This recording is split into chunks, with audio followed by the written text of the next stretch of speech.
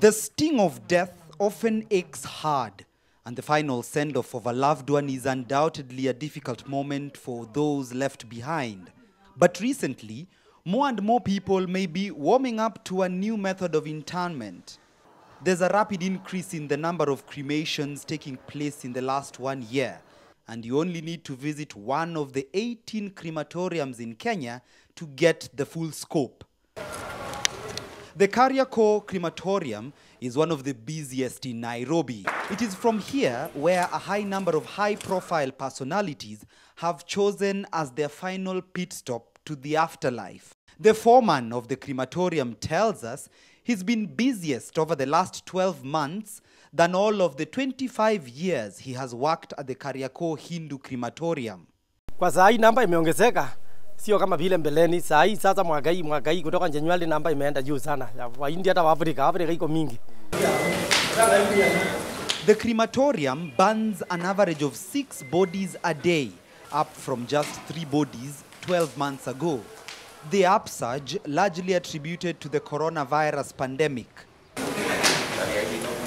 KTN News was granted access to the cremation of one man who recently passed away due to COVID-19. The family did not wish to speak on camera, but say their choice to cremate is largely a religious one. When the body comes, it is brought on the other side. We put it for prayers on this thing. From here, then we bring it in. As you see, we already have one body that is burnt up. The other one, as you witnessed, is getting burned, which normally is our traditional way of doing the cremation. There are 2 available options for those who choose cremation. The more traditional way involves burning using firewood.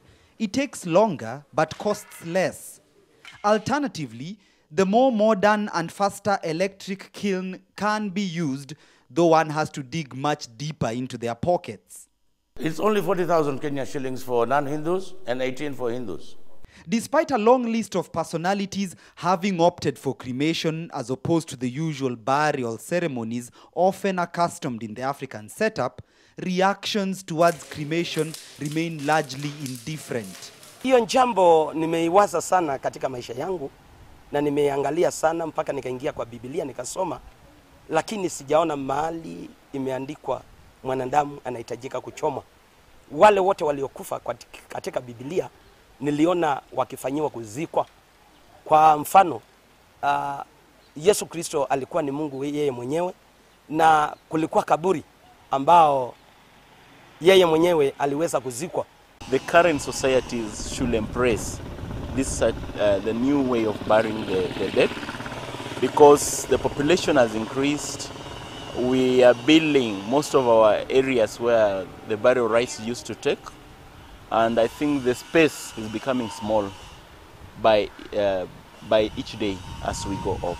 With the electric option lasting about 45 minutes, cremation using firewood takes between 5 to 6 hours. So personally, I may not have a problem with cremation, but at times when you die, you are the mass of those who are living.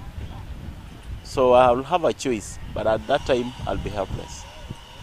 Here you can see a bit of most of the body that is burned. And if you see here down, like you will find the bones which we normally take it and say as ashes. The bones you can see, as you can see here, these are the bones that will come out. Sasa kama unachomana leo, family inakuja kesho kuchukua hiyo njibu, na amuka asubuhi na yokota, naenda na ingredient, naweka kwa container. Family inakuja inakuta ikiwa kwa container. The container is actually a clay-molded urn which stores between 1/4 and 1/2 kilo of the deceased's remains.